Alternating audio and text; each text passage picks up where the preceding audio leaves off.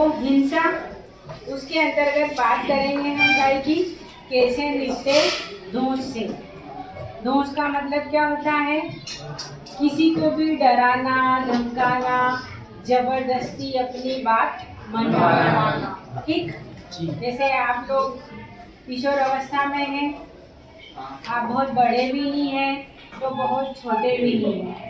भले आप अपनी क्लासरूम में या स्कूल कैंपस में या स्कूल के बाहर या कहीं बसों में किसी किसी से डरते होंगे या एक हल्की सी झिझक होती होगी कि ये मुझे टोक देगा या डरा देगा। कहीं न कहीं सभी को किसी न किसी का हल्का सा डर रहता है। तो सबसे पहली बात तो जीवन में याद रखो, किसी से हमको डरना है ही नहीं। सामान्य बात, क्यों डरे, क्यों दबे, क्यों किसी की दोस्त है। ठीक, अब देखो यहाँ में कुछ आपको एक दो कंटेंट बताऊंगी जो आपके डेली रूटीन से भी जुड़ी हुई है। केस स्टडी है कि ऐसे होते हैं कहीं न कहीं, तो आप ही बताइएगा कि ये सही है कि गलत है।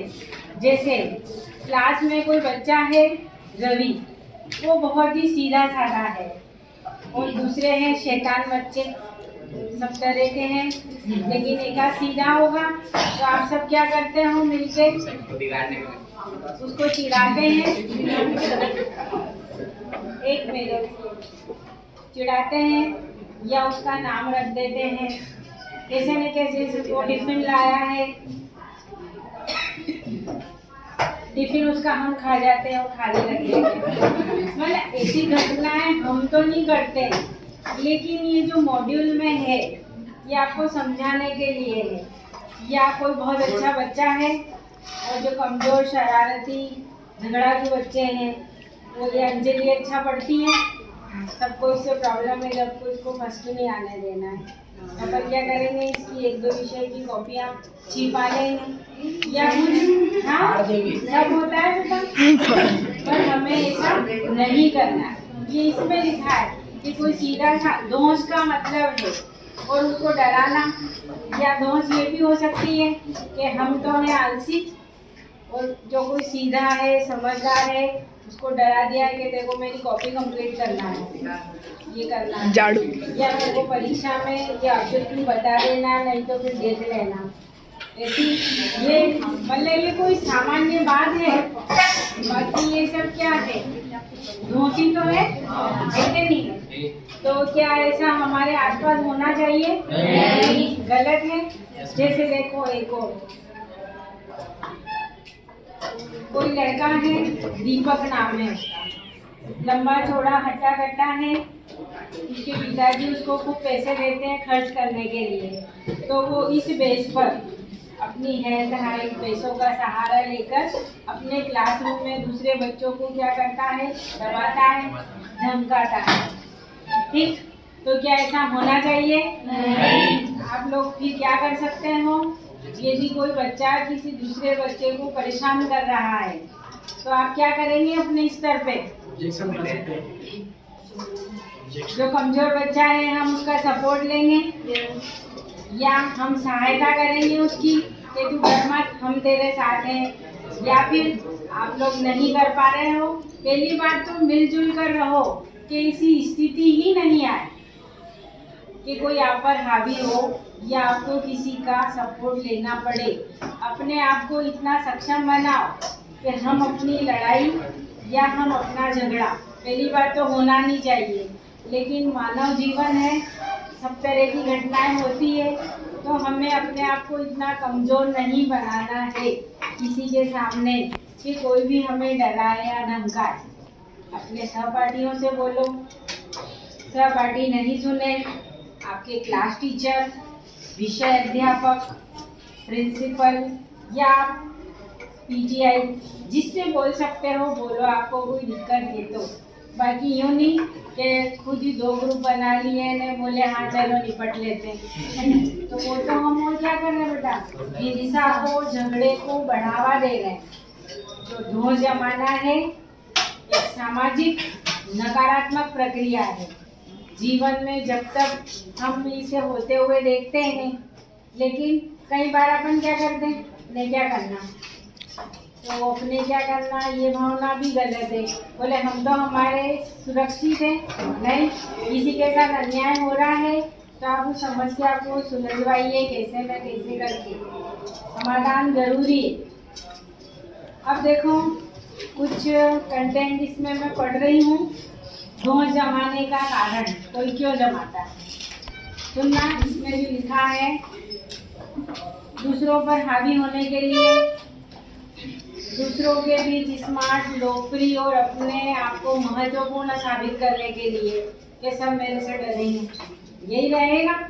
फिर दूसरों की देखा देखी करने में कि हाँ हम कोई मूवी देखकर आ गए, सोच रहे थे वैसा मैं भी करूं, तो वो मूवी करके ठीक है, या आपके दो झापड़ भी पड़ सकती है। हाँ, कि दूसरे को कॉपी करना है कि अरे ये ऐसा कर रहा है तो मैं भी ऐसा बनके बताऊँ, गलत बात है।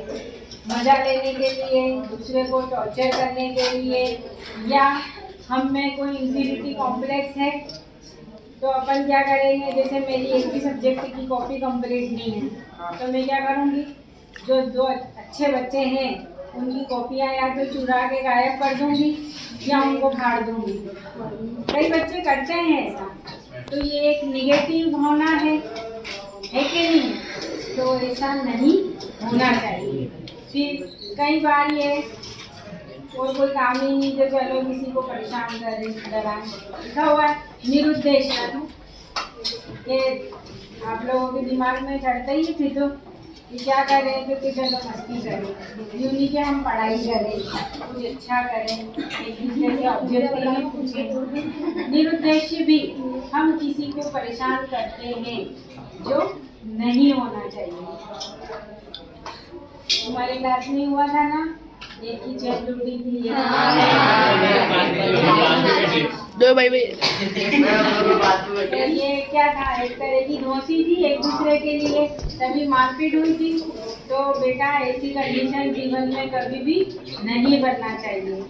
और यदि हमने किसी से इस तरीके का व्यवहार किया तो आप भविष्य में बिल्कुल गांठ बांध लीजिए कि ऐसा व्यवहार आपके साथ भी कभी न कभी होगा। इसलिए अपने सहपाठियों से, सभी से मित्रवत व्यवहार रखें। कहीं कोई ऐसा व्यवहार देख रहे हैं उसको सपोर्ट कीजिए, बात कीजिए। कोई हिंसा हो रही है तो उसका समाधान का हिस्सा बने, यूँ नहीं कि हम उसको और बढ़ाएं। ये मुख्य कंटेंट है इसका। फिर अपनी सूझबूझ और बड़े लोगों की सलाह और मार्गदर्शन से हम अपने साथ होने वाली धोंस या किसी और के साथ होने वाली इस तरीके की घटना को क्या कर सकते हैं, हम रोक सकते हैं। आप देखो, आप लोगों के लिए एक लाइन है कि धोंस सहना किशोर अवस्था में विद्यार्थियों को क्या लगता है, बहुत अपमानजनक और शर्मनाक लगता है। कई बच्चे डिप्रेशन में आ जाते हैं, परेशान रहने लगते हैं कि अरे मुझे सब चिढ़ाते हैं, परेशान करते हैं। तो आप ही में से कोई बच्चा स्कूल आना बंद कर देगा, छोड़ देगा, तो क्या आप ऐसा बनना चाहेंगे कि आपकी वजह से किसी का भविष्य खत्म हो? चाहोगे क्या? तो हमें इस तरीके की बातों का हिस्सा नहीं बनना है।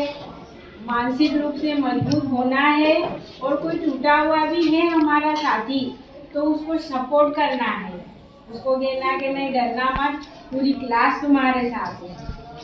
समझ गए हो? किसी की कॉपी अधूरी है किसी कारण से तो आप उसको सपोर्ट करो, उसकी कॉपी पूरी करवाओ, यूँ नहीं कि हम उसकी हंसी उड़ाएं।